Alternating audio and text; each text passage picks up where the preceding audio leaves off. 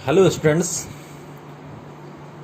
मैं YouTube channel the chemistry era में आपका स्वागत करता हूं और मैं ये बताना चाहता हूं कि बहुत सारे बच्चों को जो बच्चे 9 से 10th में आते हैं तो उनको ऑर्गेनिक केमिस्ट्री के बारे में पता नहीं रहता। ऑर्गेनिक केमिस्ट्री के बारे में वो जानते नहीं होते हैं। शायद ये बच्चों आपको पता होगा।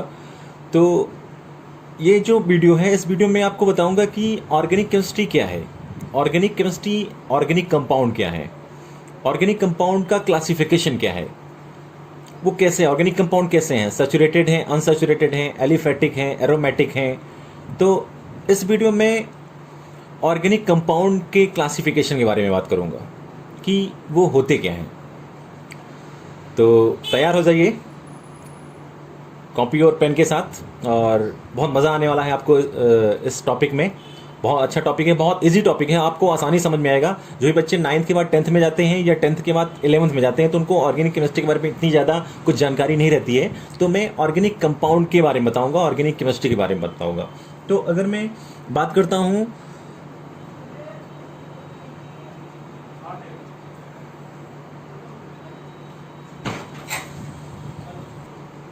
तो अगर हम बात करते हैं ऑर्गेनिक केमिस्ट्री की कि ऑर्गेनिक केमिस्ट्री है क्या, तो ऑर्गेनिक केमिस्ट्री को बच्चे बहुत टफ समझते हैं, बहुत हार्ड है, वो समझ में नहीं आएगी। ऐसा कुछ नहीं है, ऑर्गेनिक केमिस्ट्री समझ में आती है। अगर आप उसको टाइम दे रहे हो तो ज़रूर समझ में आएगी। ऐसा कुछ भी नहीं है ऑर्गेनिक केमिस्ट्री में कि जो आपको समझ में नहीं आए या रिएक्शन में आपको समझ में आए। ये लॉजिकल एंड कॉन्सेप्चुअल कॉन्सेप्ट है। तो आप इस वीडियो को प्रेफर कर सकते हो और आपको बहुत मज़ा आएगा कि ऑर्गेनिक केमिस्ट्री इतना आसान है और हम पढ़ क्यों नहीं रहे थे। तो बच्चों, आइए हम डिस्कस करते हैं ऑर्गेनिक केमिस्ट्री के बारे में कि ऑर्गेनिक केमिस्ट्री होती क्या है। तो ऑर्गेनिक केमिस्ट्री मतलब organic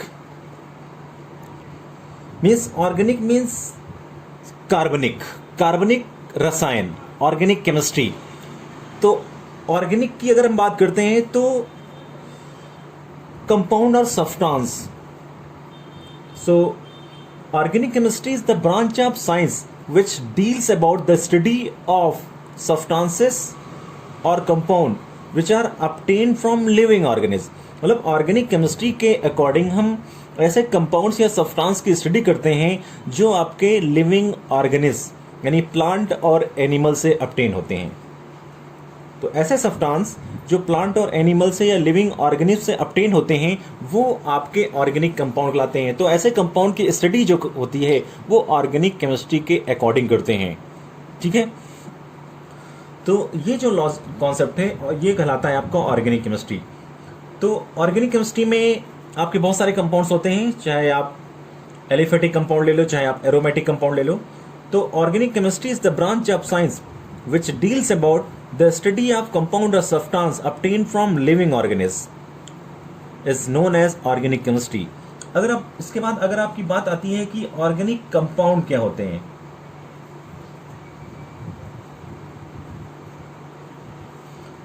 compound which are obtained from living organism, वो आपके ऑर्गेनिक कंपाउंड कहलाते हैं। मोस्ट ऑफ द केसेस में जो आपके ऑर्गेनिक कंपाउंड्स होते हैं वो आपके ऑर्गेनिक कंपाउंड किससे obtain होते हैं? आपके ऑर्गेनिक कंपाउंड पेट्रोलियम से obtain होते हैं या आपका कोल से obtain होते हैं। ठीक है, पेट्रोलियम में जैसे आपका नेचुरल गैसेस रहती हैं, इसमें आपके अप्रॉक्स जो एक इसमें 4 कोल एक मटेरियल होता है, इस 4 कोल से अप्रॉक्स 200 ऑर्गेनिक कंपाउंड obtain होते हैं। सो अगर हम बात करते हैं मेन सोर्स की, तो आपका जो मेन सोर्स होता है ऑर्गेनिक कंपाउंड का वो पेट्रोलियम और आपका कोल होता है। तो ऑर्गेनिक कंपाउंड जो होते हैं ये आपके लॉन्ग चेन कंपाउंड होते हैं। लॉन्ग चेन कंपाउंड क्यों होते हैं?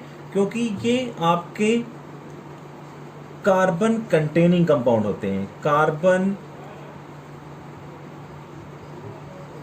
कंटेनिंग कंपाउंड होते हैं क्योंकि कार्बन में कॉन्सेप्ट क्या रहता है? कार्बन कंटेनिंग कंपाउंड क्या रहते हैं? बिकॉज ऑफ कैटेनेशन और सेल्फ इंटरलिंकिंग की प्रॉपर्टी होती है, सेल्फ इंटरलिंकिंग। इसके बाद आपका इसमें मल्टीपल बॉन्ड बनाने की टेंडेंसी होती है और इसके अपनी कोवैलेंसी को एक्सटेंड कर सकता है अप्रॉक्स 8 तक। तो ये कार्बन की कुछ प्रॉपर्टी होती हैं, इस वजह से आप जो ऑर्गेनिक कंपाउंड होते हैं वो आपके कार्बन कंटेनिंग कंपाउंड होते हैं। कार्बन कंटेनिंग कंपाउंड यानी कार्बन कंटेनिंग कंपाउंड मतलब कार्बन में कुछ प्रॉपर्टी होती हैं जो इसको हेल्पफुल बनाती हैं ऑर्गेनिक कंपाउंड के इन्वॉल्वमेंट में। तो organic compound means compound which are containing carbon या carbon containing compound are known as organic compound. वाले कार्बन कंटेनिंग कंपाउंड जो होते हैं वो आपके ऑर्गेनिक कंपाउंड कहलाते हैं।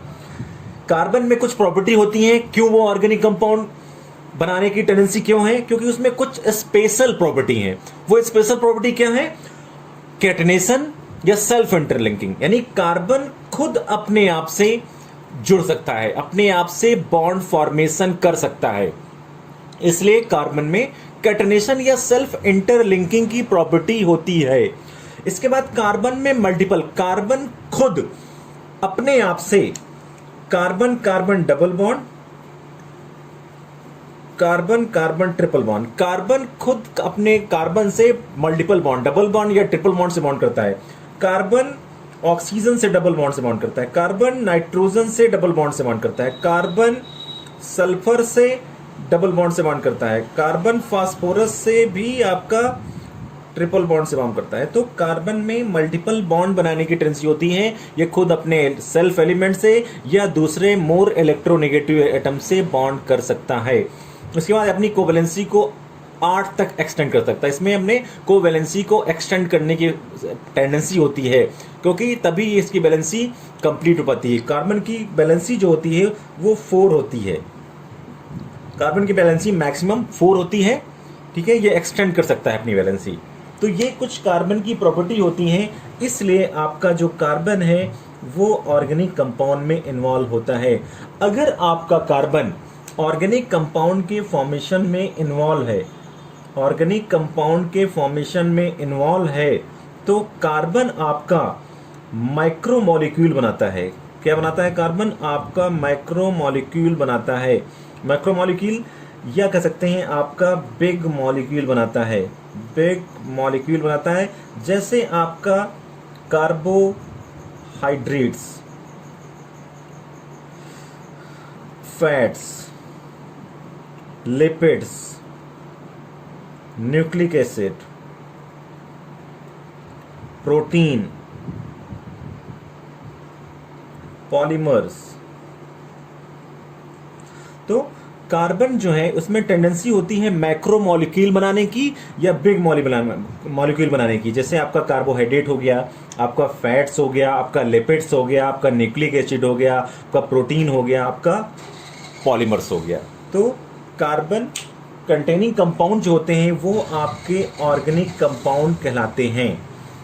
अगर हम बात करते हैं कि आपका फर्स्ट ऑर्गेनिक कंपाउंड कब, ये बहुत ज्यादा पूछा जाता है, फर्स्ट ऑर्गेनिक कंपाउंड आपका कैसे अपटेंड हुआ? फर्स्ट ऑर्गेनिक कंपाउंड आपका कैसे अपटेंड हुआ? तो अगर हम फर्स्ट ऑर्गेनिक कंपाउंड की बात करते हैं तो फर्स्ट ऑर्गेनिक कंपाउंड जो था ये 1828 में एक साइंटिस्ट थे आपके बर्जीलियस।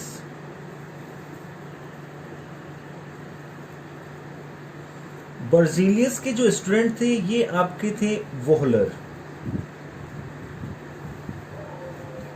तो ये इन्होंने वोहलर ने, ये फ्रेडरिच वोहलर जो थे, इन्होंने क्या किया, एक कह सकते हैं इंटरेस्टिंग डिस्कवरी की थी। इंटरेस्टिंग डिस्कवरी की थी मतलब एक्सीडेंटली, मतलब इन्होंने क्या किया था, एक्सीडेंटली मतलब अचानक से सडन थे, इन्होंने यूरिया प्रिपेयर कर दिया था।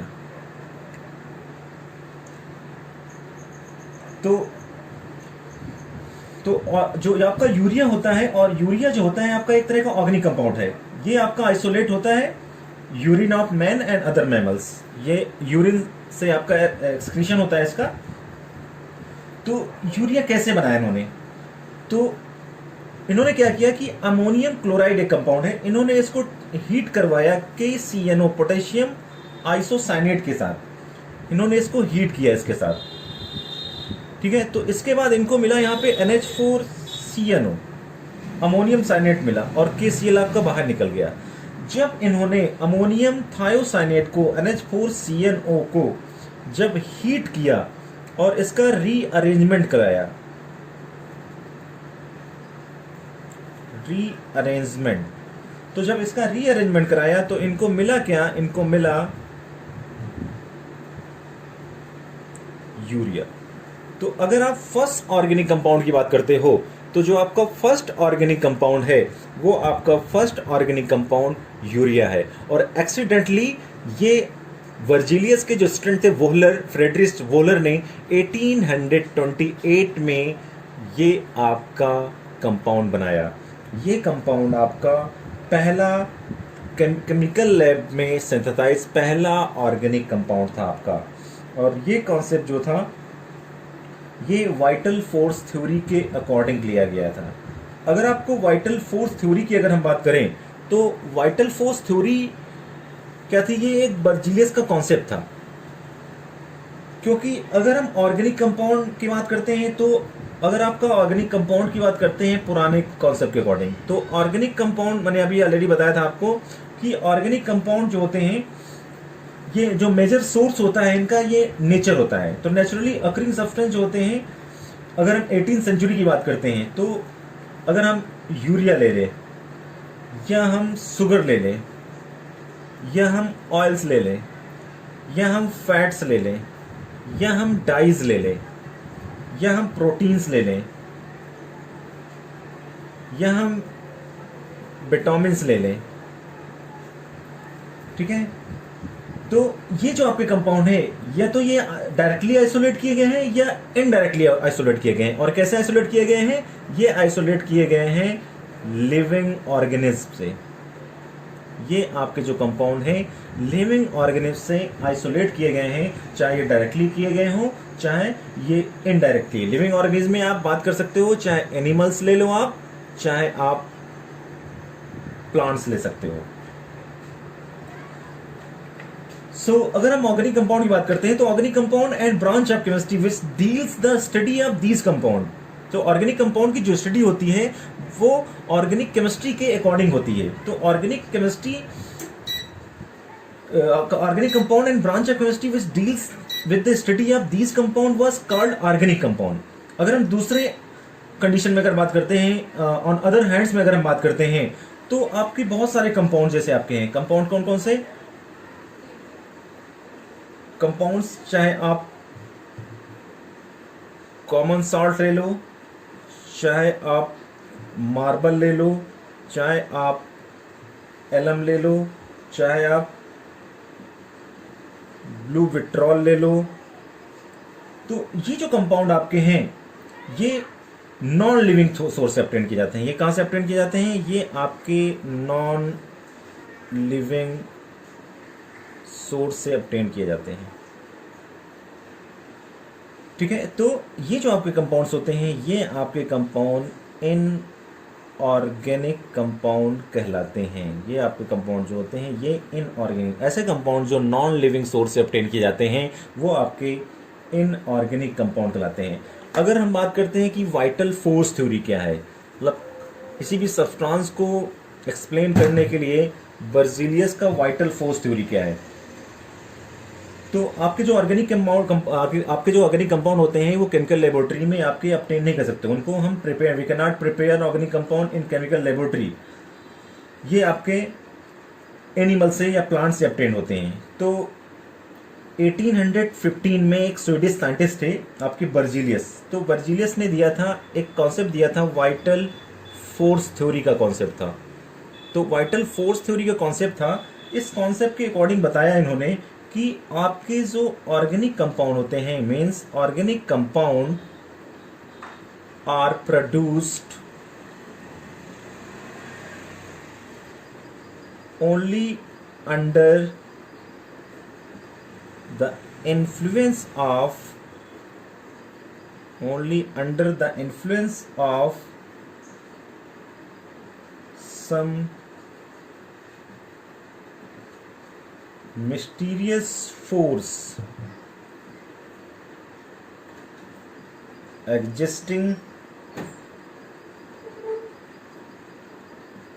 in the living organism। यही जो मिस्टीरियस फोर्स होते हैं इन्हीं को वाइटल फोर्स, मतलब उन्होंने बताया कि आपके जो ऑर्गेनिक कंपाउंड होते हैं वो कुछ मिस्टीरियस फोर्स के पाए जाने की वजह से लिविंग ऑर्गेनिज्म से obtain होते हैं. Organic compound are produce only under the influence of some mysterious force existing in living. Living organism में कुछ मिस्टीरियस फोर्स का प्रभाव होता है, इसी वजह से आपके ऑर्गेनिक कंपाउंड ऑब्टेन होते हैं. और ये जो मिस्टीरियस फोर्स होता है ये आपका एक वाइटल फोर्स होता है. इसीलिए इसको हम बोलते हैं बर्जीलियस के अकॉर्डिंग, मतलब mysterious influence of some mysterious force का जो इन्फ्लुएंस होता है ये लिविंग ऑर्गेनिज्म में होता है.